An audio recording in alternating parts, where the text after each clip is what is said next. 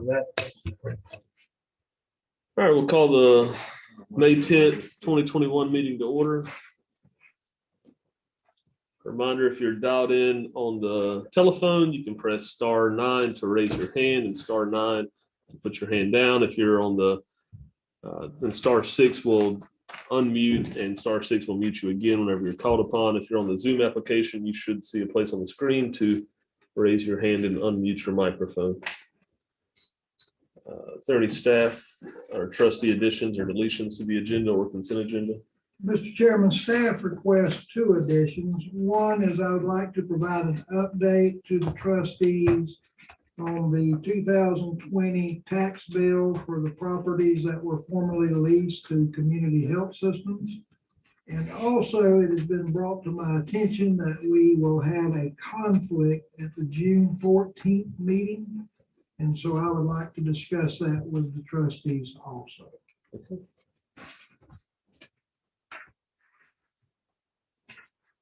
So with those additions, I'll entertain a motion to adopt the agenda. Motion, we adopt the agenda. Second. Got a motion and a second. All in favor, signal by saying aye. Aye. All opposed, that motion carries. Public comments.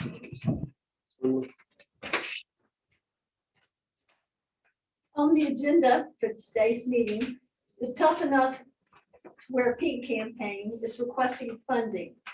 The promotional material states all proceeds from this tournament go directly to assisting people in our community who are fighting cancer. The board must not forget the purpose of the authority. I'm opposed to the board providing any type of funding since this is not in compliance with the enabling legislation which created the Lakeshore Hospital Authority. Chapter 2005-315 laws of Florida, number 8A, to furnish temporary relief to the indigent of Columbia County and to study the cause of poverty, to seek a plan for their permanent rehabilitation, generally to assist them to support themselves whenever possible to the end that they may cease to be a charge upon the community and instead become useful citizens, and to bury the indigent dead of Columbia County and provide cemeteries for that purpose.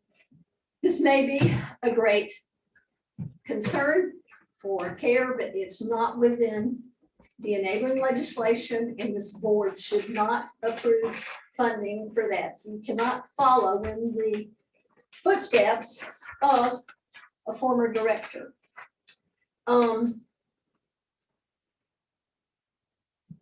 And the other comment, the hospital authority board has known for approximately 1 year that the Community Health Systems was leaving. On Tuesday, September 8th, Becker's Hospital Review covered an article about Lakeshore. These operations involved with healthcare know that this facility was widely available and no one has been interested totally. Those at that time, I guess Dale Williams told WCJB several parties were interested in leasing the hospital, but nothing has happened. The curtain's closed. It's time to move on. It's apparent that no operation wants to take over operating this hospital, Shands at Lakeshore. The useful life as a hospital facility is over. This board needs to make a decision to sell the buildings, give the buildings away, or to demo the dinosaur. Lake City Medical Center will be providing the indigent care services, and the need to even think further is not a very good thought. It's over, it's done. This board is spending tens of thousands of dollars every month unnecessarily. Make a decision to sell, give away. The dinosaur is a dinosaur. And we've got someone here who's in the general construction field and knows that.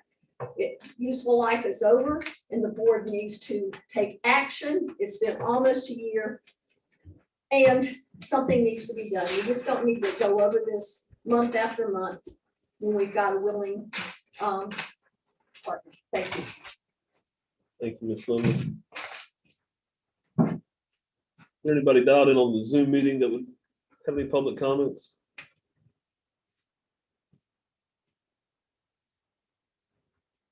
Seeing none, I will entertain a motion to approve the consent agenda. Motion to approve. Second. Got a motion and a second. All in favor, signal by saying aye. Aye. All opposed, that motion carries. New business. Mr. Williams, would you like to introduce these items? Sure. First, we have a presentation, or at least we have someone who wishes to address the board. It's Miss Ann Little with the Tough Enough to Wear Pink campaign. Miss Little, your podium. Thank you very much. Tough Enough to Wear Pink is asking for any kind of help that we can get to help people in the community. We do all kinds for cancer. Swanee River pays light bills and telephone bills. We pay medical, strictly medical. So all the proceeds that we get, volunteers and everything goes strictly to helping the people in the community. Since the pandemic, we've had a lot of people requesting help because they lost their insurance coverage and everything else. So we're in desperate need of all the help that we can get. Okay, appreciate it. Are you asking for a one-time help? Is that what you're asking for? or- Yes, one-time help if we can get it, and anybody in businesses or anything like that. We're asking for auction items that we can auction off to make money. Also for these events that we're having, that's where we make a lot of our money is off auction items. So Like how big, how small are you asking for? Or is it just whatever Well, we would like to have somebody as a $2,500 sponsorship for the Tough Enough to Wear Pink dog Okay. tournament, okay, if possible, okay. as a presenting sponsor. I guess we need that. Any other questions?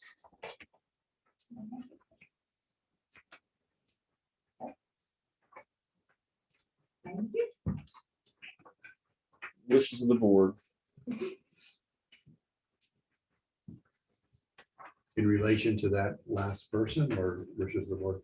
Can I speak? Yeah. As a cancer physician in this community, I just will let you know that in my practice, there probably isn't a time that we haven't discussed, called Tough Enough to Wear Pink. Patients don't have enough money for the co-payments, or they need transportation, they have to pay for transportation, and they've always come through somehow to help our patients. So I understand what Barbara's saying, but I also see this as a very worthy organization helping our community. We have not spent a lot of money at all this past year. We do have money accruing interest in the bank. And I would like to propose, when the time comes, a motion that we donate $5,000 to Tough Enough to Wear Pink for their use to help patients. I'll second that motion.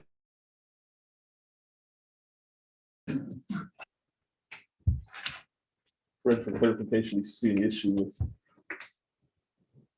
the hospital authority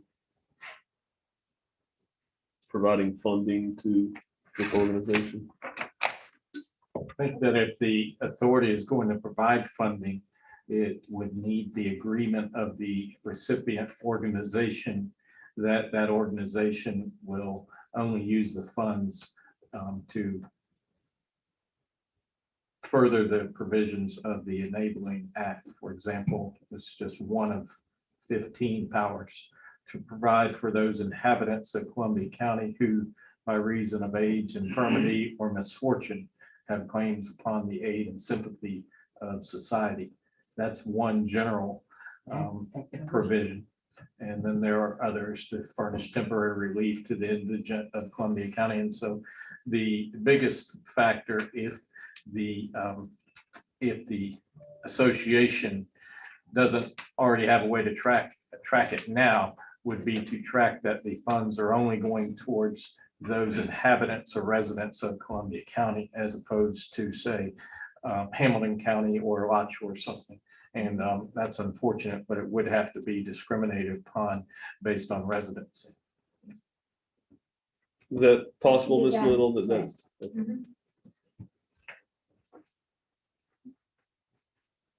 So that's the legal impediment, and it can be overcome by simply checking the residency and to, again, there are 15 provisions on the powers of what the authority is allowed to do, so there may be others. So do I have a motion that stands that we need to second or vote on? We have a second motion, right? If that was a formal motion, yes, we do. Do you want to? Well, I just would amend it that we would ask tough enough to where Pete could provide us with a letter and acceptance of that $5,000 gift that it will be used for residents of Columbia County who meet one of those 15 criteria. And we can provide you with those criteria. We have a motion and Do I a, have to second it again? yes. Yes, okay. Got a motion and a second. Any further discussion? All in favor, signal by saying aye. Aye. All opposed, that motion carries. Thank you, Ms. Little. Mr. Williams. Mr. Chairman, as you are aware, ever since basically the end of the first quarter of 2020, the state of Florida has been under a state of emergency. And as a unit of government, we have followed suit with our own state of emergency. Recently, Governor DeSantis entered an executive order which was widely reported upon. I know I've received a number of questions about what that means for us, what it does in terms of the way we are now doing business and et cetera. And so I have asked that maybe Fred take a minute to explain exactly what the gubernatorial order does and does not do, just for your clarification as well as mine. And once he has done that, we'll proceed with the agenda. Coberline.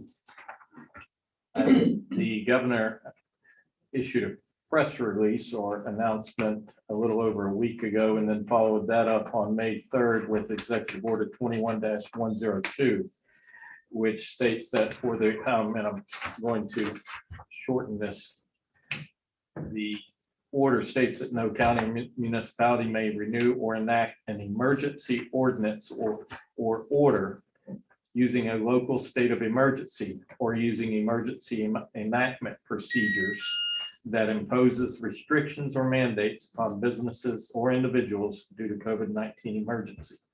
So additionally, states nothing herein prohibits the political subdivision of the state from enacting ordinances pursuant to regular enactment procedures to protect the health, safety, and welfare of its population.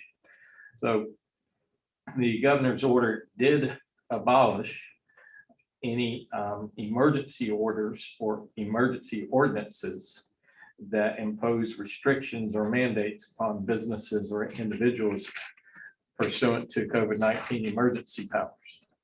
So if we enacted an emergency order or an ordinance, then that is no longer a valid ordinance or order. We did enact a resolution during a special meeting that declared a state of emergency, and so we will revisit that again during the next meeting. But we haven't really imposed any restrictions on any businesses or individuals. One might be able to argue that a 6-foot limitation or some type of restricted capacity allowance in these meetings as a restriction, and to help with that, to alleviate that argument, if you will, then we could simply redo another resolution at the next meeting.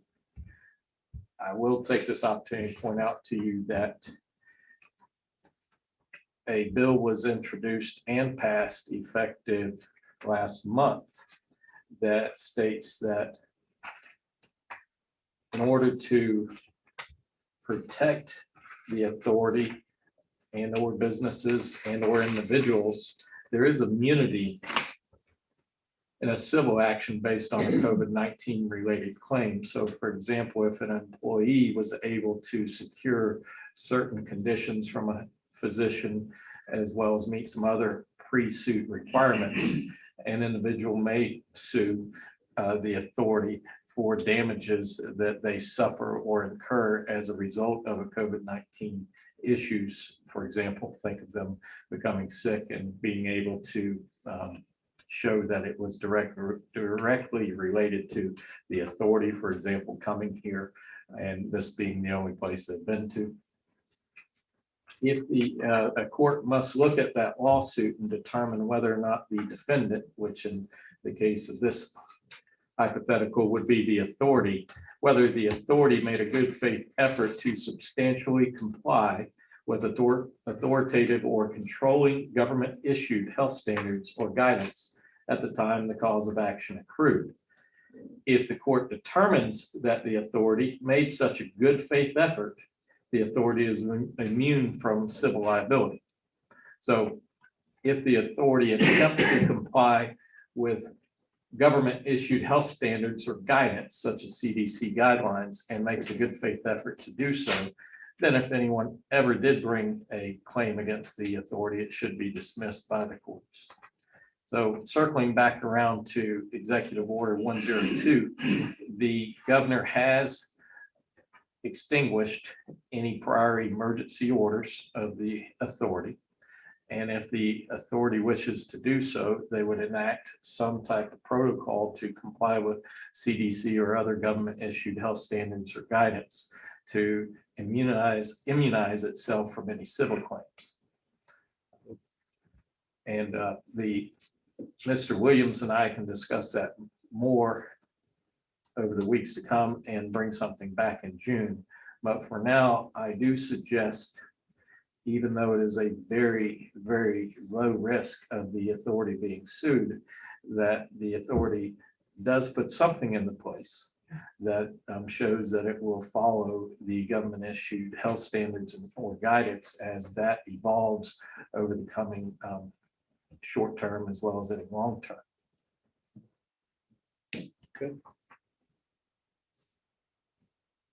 Any questions for Mr. Coberline? Are you would be able to get together and present something? Mr. Williams will come up with a game plan and I'll reduce it away. Yeah, I mean, obviously, in mine and Fred's discussions, we want to ensure that to the greatest extent possible, we're complying with, what is appropriate given these executive orders. As far as what we do here on a monthly basis, the state of Florida, as I understand it, is still under a state of emergency. That has not gone away. And I certainly think it's appropriate that we continue to issue states of emergencies simply because while the state may not be providing any direct aid as a result of those, the federal government may very well. And we don't want to limit ourselves from having access. So we now have two things going on. We want to continue to do what we have done in terms of the state of emergency. And just to make the record clear, that was not set aside. And then we also want to comply as best we can with the requirements, as Fred just stated, in terms of making sure that we adopt appropriate protocols for the protection of the public as they do business with the authority. And those are the things that Fred and I will get together and discuss. So having said that, Mr. Chairman, I would ask that the board approve resolution number 2021-006, which is a resolution of the Board of Trustees of the Lakeshore Hospital Authority of Columbia County, Florida, ratifying the chairman's extension of the state of emergency arising from the COVID-19 public health emergency. Entertain a motion to approve resolution 2021-006. So moved. Got a motion and a second. All in favor, signal by saying aye. Aye. All opposed, that motion carries. And of course, in accordance with the enabling resolution, proclamations for the period of April 16th through May 13th of 2021 have been issued by the chair. We would ask that the trustees ratify those proclamations. So moved. Got a motion and a second. All in favor, signal by saying aye. Aye. All opposed, that motion carries. At our last meeting, we reviewed and discussed the proposed provider services agreement with Lake City Medical Center. There were 4 issues that were brought up, or there were 4 things that were requested to be changed that were brought up. The medical center provided those changes in the form of a written document. I reviewed the document as well as Fred, and we indicated to the medical center that we felt the changes were appropriate with respect to the request. As a courtesy, I sent a copy to Ms. Laurie primarily because she specifically brought up the issue of wanting to audit the charts to make sure the language was good with Miss Laurie. Miss Laurie did have some comments regarding that. I forwarded those comments to Fred for his review, but in short, and I don't want to speak for Miss Laurie, so she can correct me if I'm wrong.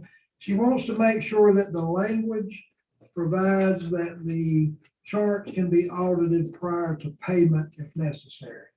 Is that not correct? Not if necessary. That has been our policy from the inception of our program, to audit the charts before any payment is made. When you say audit, what are you auditing? Is that the bill matches the charge, or Well, is it like sometimes accounting auditing, or is it medical auditing? sometimes it's medical auditing and sometimes it's accounting auditing. We have found that we disagree with places at different times. And this is, and sometimes it's just an oversight. Mm. But because this has been what we have done since the beginning of the program, I don't see why an exception should be made. I think the real question is, does the language that was provided continue to do that? I don't think from what I heard Yeah. that there's any argument really from the medical center. We just need to make sure that, Well, what is written is different. It says that we will pay them and then we will audit. Okay, like I say, precedent has already been set, and we hold everyone else accountable to these regulations. And anybody that we've given a contract to in any way. And that is the only thing that I see, that there is a discrepancy with what we have always done and what we have asked of others. I know there was language pertaining to that in the lease with CHS. Yes, And so you're basically saying that same language needs Yes. to be used. yes, and because sometimes what one person skips over because they're pushed, another person picks up on. We would only be looking at the charts of those people that are in our program and taking care of that aspect. Okay. But there are certain things that occur even in the hospital setting that we may or may not take care of. Well, in fairness to the medical center, they have not seen the language, or I'm sure they don't at least remember the language that was in the prior lease agreement. So can I offer this? I would like to be able to share that language with the medical center, and assuming they have no issue with that, could we maybe approve the agreement subject to that? Where if they're in agreement, that language is added and we can move on with the agreement. Okay, the only other thing that I saw there that gives us a problem is that audit will be based on 10% of the claims. Now, we have to be exposed to all of us, all of it. Well, I was simply offering to take the language that was out of the old lease and present that to the medical center. Now, obviously, they've got to vet that, make sure that that's what they can do Right. within their business model. But if there are no issues, once we do that, and we're using that same language, I'm just simply asking, can we go ahead and approve and move forward? Okay, the only thing I would like to ask, since Cynthia does most of our auditing, if she has a problem with that. Okay, well, Well, we just also, I asked her to come up also, just to kind of give an overview of what it is that she does. we discussed it today, so I think that's an appropriate question. Sorry. Yeah, and I spoke with Jill, and at the rate we were paying was at Medicaid rate, which was 16.5, and Jill said their rate is a lot lower than Medicaid, so now I'm hearing 10% of the bill, which would be a lot less. And at any point, she said, I would be welcome to come out if I needed to review any of the charts.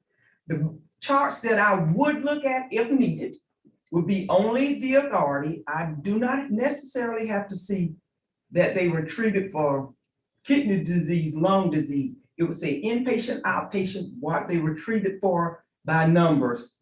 I don't want to get so technically, medically involved because I'm not medical, but enough that I can look and audit the charts and compare it to, that's one of my patients. They are active with the charges they are submitting. If they submit a bill and this patient was not active, then we do not pay the bill. And they can submit that, I think it's a week in advance before. And I We would wait do that with 100%. So we included that in the billing section, that we would submit that information 100%. So that's every single, so I think the audit language we use is a clinical audit that goes into a chart. An example of that would be if an IV was charged, that you have a nurse that documented the start of the IV. Most people who audit, this come from our insurance company audit language. It is truly typically a nurse that would come in and audit, do a revenue integrity audit. The information that was requested would be provided in advance on 100% of the claims, and it's everything. We included that in the billing section. So what we call audit is typically a clinical nurse audit of charges to services. What I think we're talking about, and I'd have to see the language, and I don't have that language, is we used exactly what, when we talked through it, we would give a complete accounting, every single patient, their charges, what the Medicaid reimbursement is, whether they had inpatient or outpatient, what was their address, and we would provide that, and before any payments made, you know, they would tick and tie off every single claim.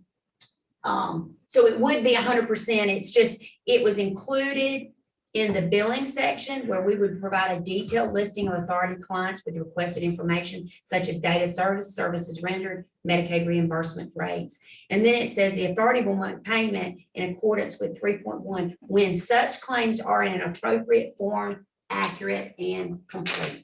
So you would not make any payment until we provided you with sufficient. But then this agreement does allow you to hire a nurse auditor and come in and sit in front of a medical record and do a formal, like, clinical charge audit too, which is what we were confused. We thought that was the language was requested. Are there time limits for these audits? Because you could say, you know, this is being audited. Yeah, for the last 10 No years. more than 12 months, yeah. 12 months. We used our exact, like our Blue Cross Blue Shield contract, United contract. That's where we went in together, the clinical audit, which we do for companies. They send nurse auditors in, they sit in our hospital, and we pull, you know, a maximum of 10% or 30 charts for them to go through typically annually.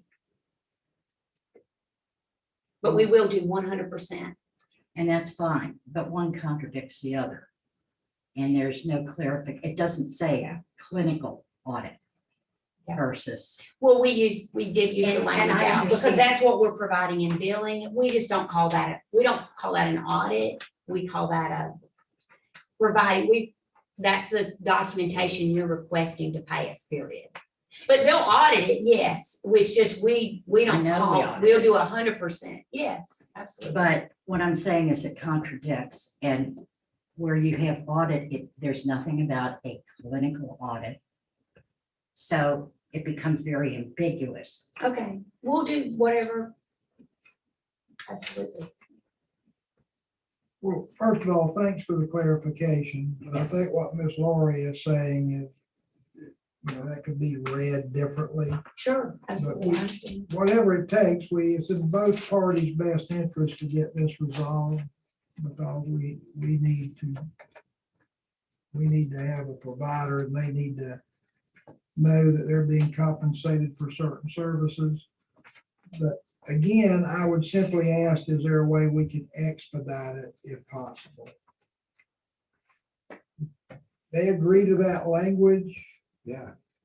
or, and of course, Miss Laura, as a courtesy, I'd always send you a copy of it. But just to make sure where we don't have to wait a month to bring it back, I would like to ask for it to be approved, subject to. Can I make a motion? So I would make a motion. But, oh, Fred, did you, before he makes his motion, did you want to? We can discuss my comments with it or after or before the motion. My comments are simply is the only issue here.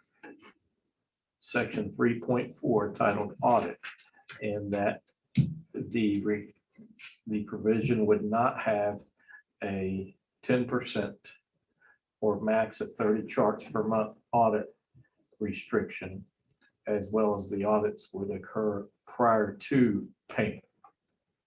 I don't think so, because it's covered in 3.3. I think our audits are covered in 3.3 under billing. What we consider an audit in 3.4 is more of a clinical audit, if I'm understanding properly. It does talk about a review of the medical record on site. In the last paragraph of 3.4, I agree with Ms. Chauncey. It doesn't say a clinical audit, but that is what. It's a clinical to charge audit, typically called revenue integrity, but it does talk about an on-site review of medical records. And that would have, anytime there's a clinical audit, it would have to be done on site. There, that puts that in a whole different area. And I think if we could adjust it so that there's some clarification there. Because 10 years from now, we're not going to be the people sitting here doing it. Somebody else is. And I don't want somebody coming and say, wait a minute. You know, I think clarification should be made now. How would you like to clarify? How should we do that? We could clarify it in the form of a motion or whatever. Approve it pending clarification, verbiage in the Subject to agreement. clarification. So can I proceed now? Yes, sir. So I would like to make a motion that we approve Lake Shore Hospital Authority Medical Assistance Plan, Hospital Payment Agreement, Lake City Medical Center, subject to clarification of the language that we discussed. Is that sufficient? And of course, approval by Fred. I'll second that. Got a motion and a second. Is there any, Ms. Barbara? Yes, I had a question. Person comes to the Lake City Medical Center. They happen to have an eligibility card. It's said they would, staff would call between, 8 for what if staff's not here, but they have a card. Do they still get seen? Yes, Okay, what if they come and have no funds, appear to be indigent? What happens then? They haven't come through the They program. haven't come through the program. Well, we're hoping that Jill and her staff will help us get them qualified where they can get paid. We have a public benefits coordinator that works at our hospital, and they work to help patients Okay, get qualified for any assistance okay. that they're eligible for. Medicaid, which should be the first source of funding. So if they appear to meet the criteria, you could perform the services and you can still get paid even though they officially were not with the card. Well, it all depends on what services. Anyone can come to the emergency department, and we would not screen for anything financial at all until after services are complete. So there's, we treat people without the ability, regardless of their ability to pay for emergency services. The only time that we pre-screen patients is if it is an elective outpatient service. Then we pre-screen. We typically work with those patients, to try to make sure they get in. Anything, if someone's not going to be able to get, it's escalated to me personally. Okay, Barbara, I think they actually have up to 90 days. If they qualify within 90 days of service, they'll get paid. they'll get paid. And the other question, on the signature line, it'd be nice to have where you sign, have their printed name, because sometimes you can't read who signs their name. You know, I'm not sure who's signing it, but underneath the authority and the medical center, they have their name printed On the agreement, you're saying? on the, you know, on the agreement. Okay. And I thought it had a Yes. pretty good signature. No, it's Dash, is right. but is there a monetary amount? What if Columbia County, like, how much can, you know, Shan's never exhausted the amount of money we have. Is there a cap? I think we're at $21 million in the bank somewhere around It's there. actually statutory cap. The value of the mill levied for a period of time. So far, it's just been semantics, Barbara, as you well know. Yeah. Been many a year since we were billed for the full amount of what we were legally able to pay. It's nice that we'll get compensated for a change. Have a motion and a second. Is there any further discussion? Nothing useful today. I was gonna ask, what does 3 mills equal? Out of curiosity. Vic's not here. Well, you know, because the board, the trustees levied the minimum millage last year, which was, what was it, 1/10,000th of a mill? We didn't even calculate what a mill was worth last year. Yeah. But I think 3 mills usually about what, 1.5 million or I something. was gonna say about $1.4 million per mill, something like that. So our cap is that 4 million. Be a little over 4 million. School 4.2. board collects mills too.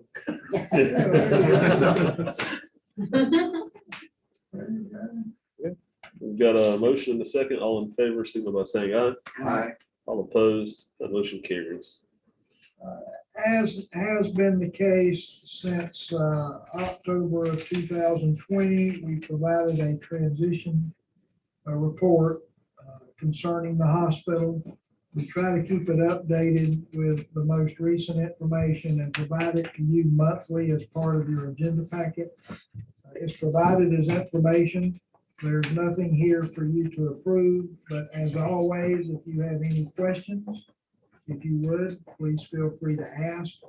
But we simply are trying to keep you updated as to what's going on because it is an expensive building to continue to maintain. Okay. And the next item, Mr. Chairman, is, of course, at the end of March, all employees were dismissed with the exception of 3 at the hospital. And we're trying to provide services needed to support them through contractual arrangements.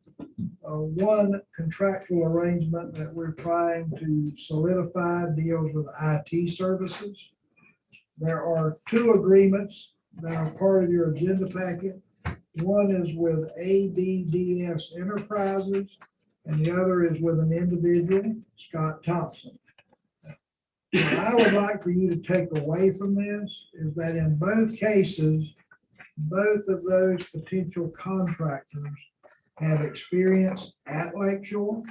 They actually have worked at Lakeshore, and they are familiar with the equipment at Lakeshore. What I would like to recommend is that the authority approve a contract with both groups. That gives Dindy the opportunity to contact somebody even at odd hours, weekends, holidays, to make sure that if he needs IT support, he can get it. Having stated that, I also wish to say that neither contract as written meets muster as far as the requirements of law.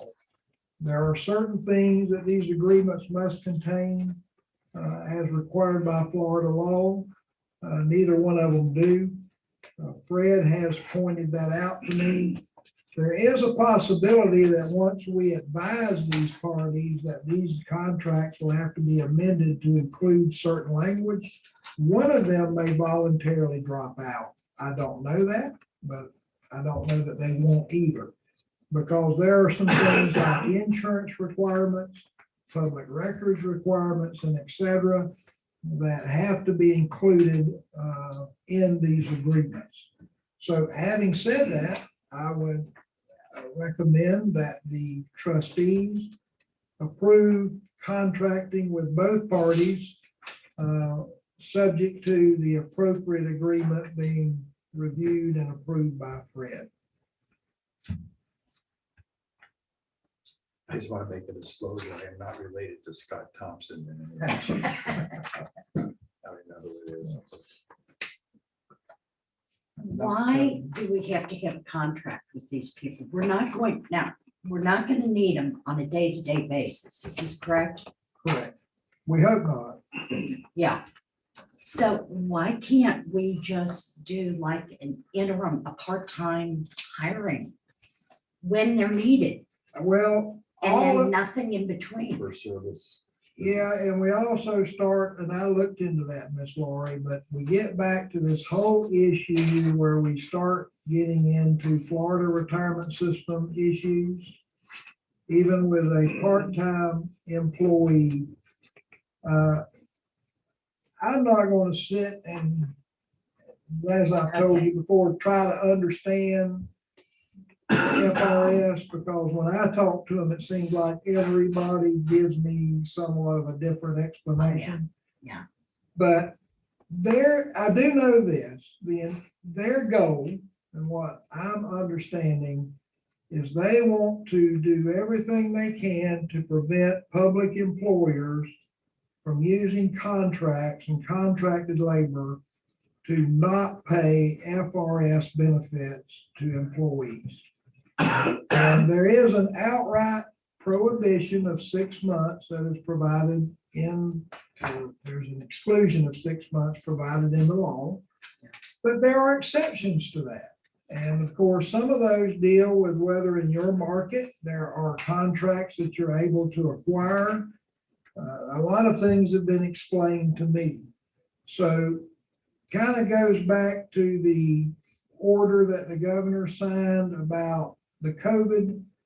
We're trying to do everything we can to demonstrate and show that that's not what we're attempting to do when it comes to the FRS, that we're trying to fully comply with those requirements as best we can. And IT services are widely contracted for in the marketplace everywhere. So when you start talking to them about the possibility of hiring somebody that you've already hired for that 6-month period, even on a part-time basis, it kind of triggers a switch, at least with the representative you may be talking to at that time. So while a gray area, I just think it runs afoul of what they believe we should be doing. And we can contract for those services, which is why we're proposing what we are. Okay, but with businesses being like they are right now, okay, businesses are depressed because there's a lot going on. Why can't we hire them just to do whatever we need done? And then not pay them anything for a long time, they're not in our employ, and then 2 months later, we hire them for whatever we need done. Well, all we would be doing by this contract is paying them for services provided. There's no retainers, there's none of that. Yeah, but do you know the insurance they have to pay to do that? That costs an arm and a leg. It does. Now, the other option we have, and I've discussed this too, was just simply use a work order or a PO.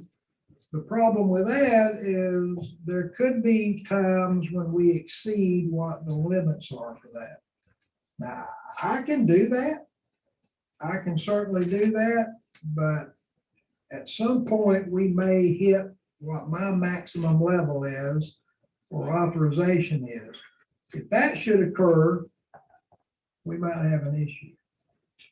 And Dale, you're talking about IT services at the hospital? Yes, sir. Because I think the other issue is, I mean, we hope to wind this thing down pretty quickly. You know, I mean, I don't see this going much beyond this year. Okay.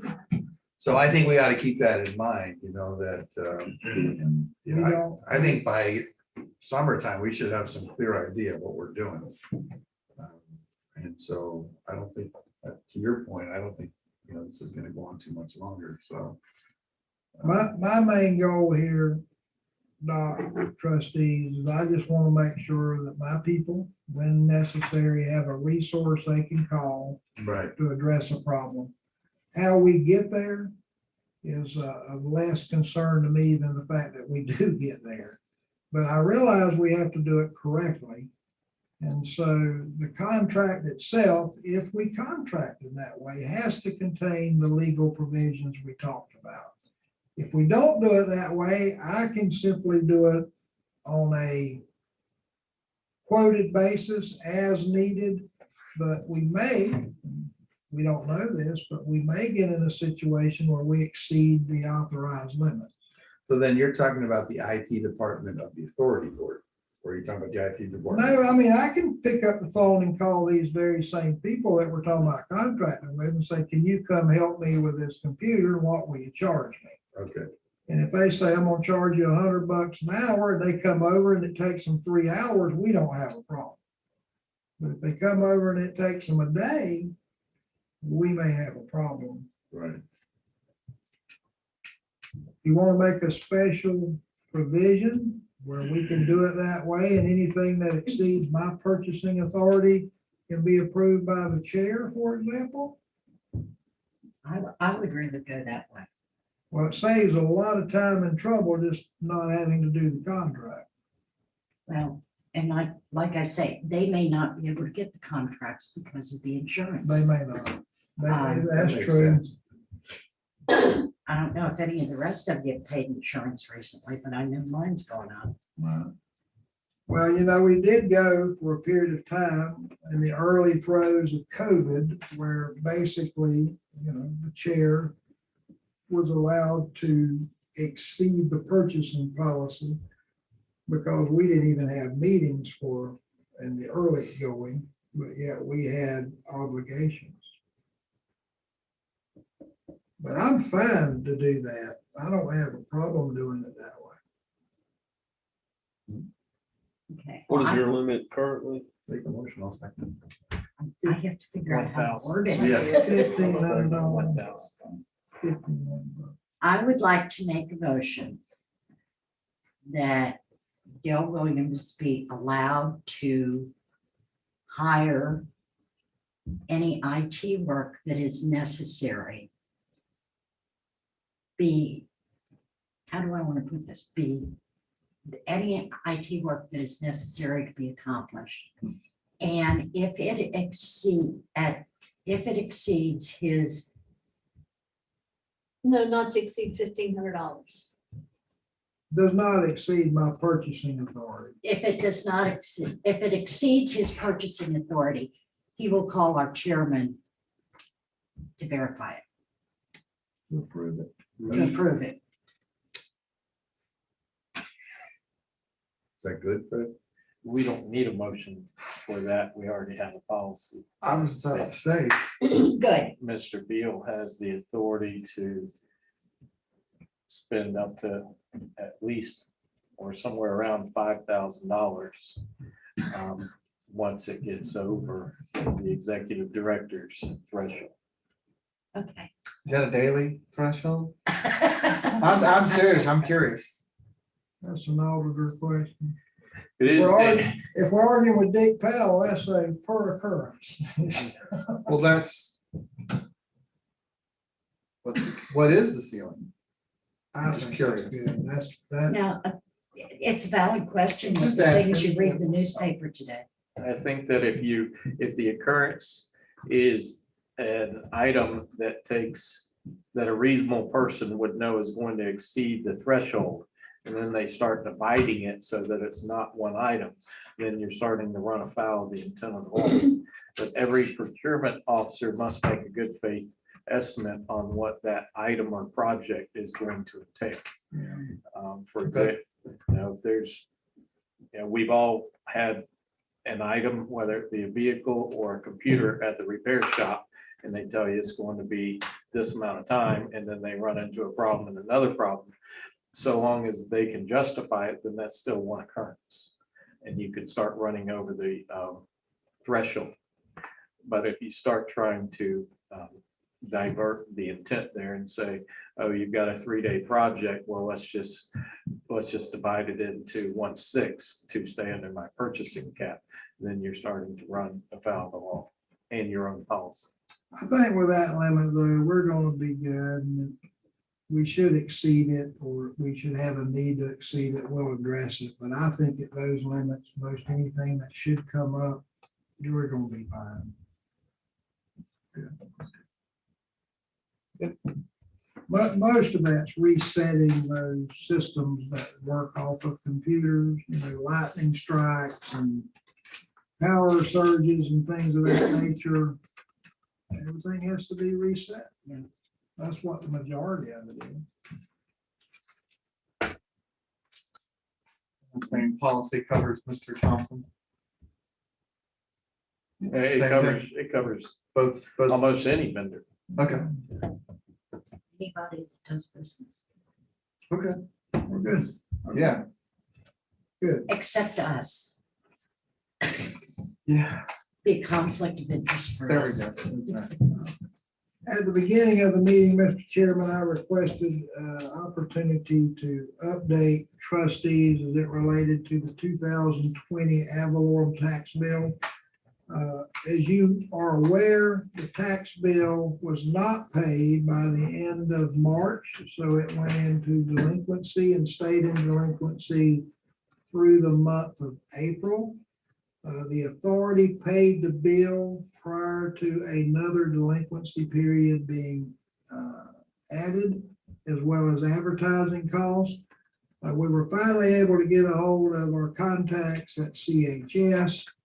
I think CHS is relayed to me.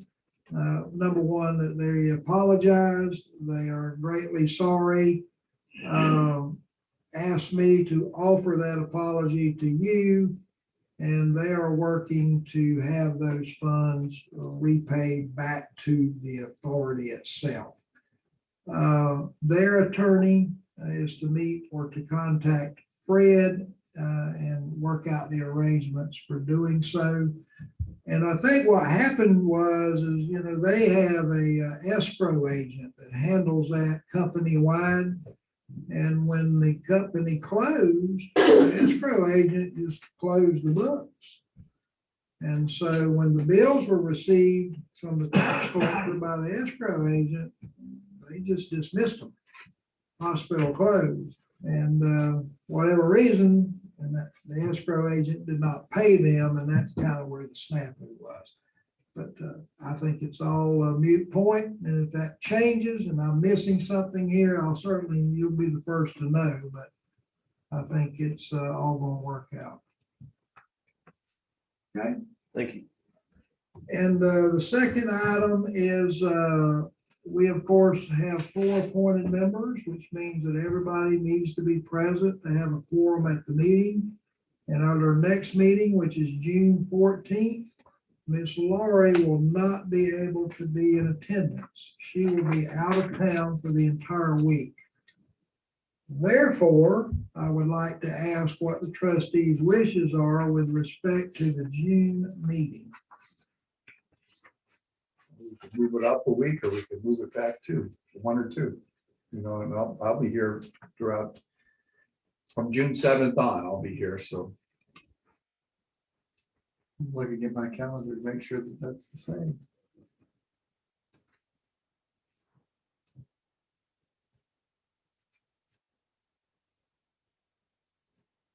Yeah, just move it up or back, whichever one. Either way, it'd have to be a special meeting, right, Mr. Williams? Yeah, we're gonna have to re-advertise it and do those things. Do you want to make it the 14th? But you also have the option of just not meeting for 1 month. And then I think we gotta meet, just because we gotta wrap this thing up. And we gotta move on. So, If you're going to meet, I would suggest you move it up rather than back. Yeah. Because the 14th is rather mid of the month anyway. let's do that. Well, hang on, hold the phone. I'm not here on the seventh. Sorry. So So it's gonna fifth to the add 12th, I'm gone. We're gone. Monday, You're going the fifth through the I'm here. 12th. Yeah.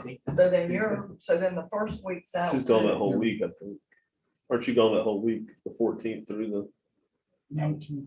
so Now, With the the, 21st is the magic day. Oh, you're gone. I was gonna say, 14th? could we not do a weekday, besides Monday the week before, like the 8th or the 10th, Stephen's Stephen's gone. that whole week? He's gone the first week. Well, that's I the really don't first. want to drive back, just to show up. Not that I don't like you guys, Hmm, but anything after, like, The 18th. yeah, I mean, anything after, that's not fine. Me too.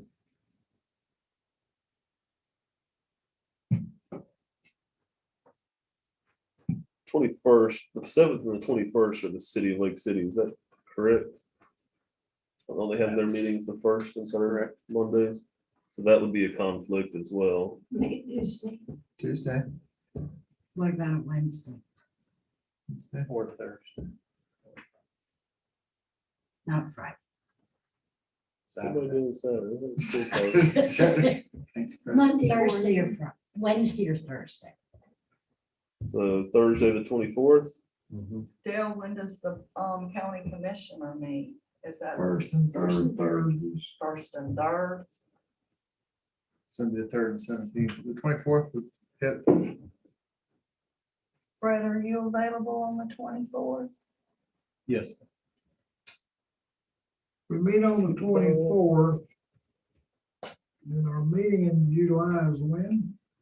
12th.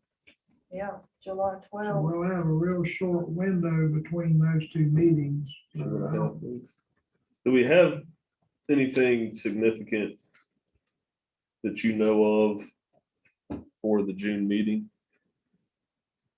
As of tonight, no, I don't know of anything specific that will be on that June agenda. I know I caused the problem and I'm sorry, but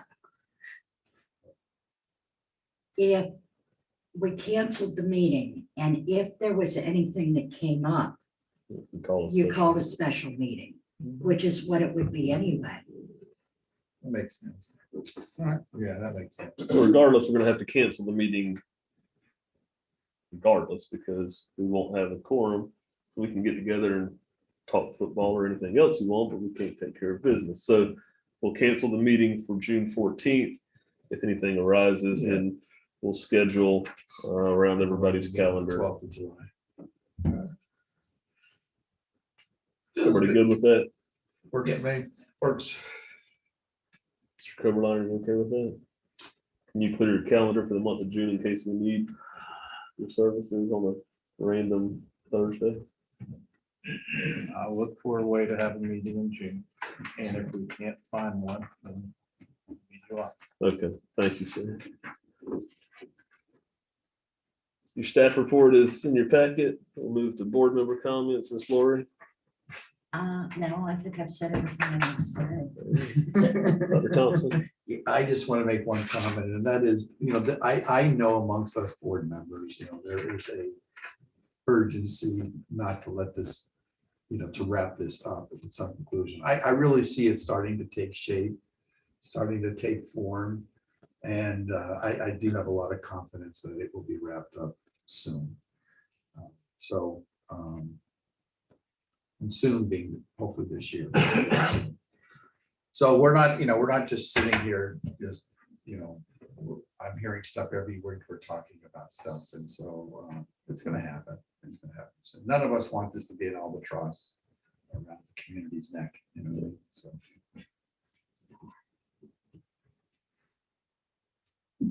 It's a dinosaur. No, my sentiments is shared. I'm ready for it to come to a head myself. That's, I gotta limit my comments. I don't want to say anymore. Anything quotable. Unless there's any objection, we have exhausted the agenda, so I will adjourn the meeting. Motion to adjourn.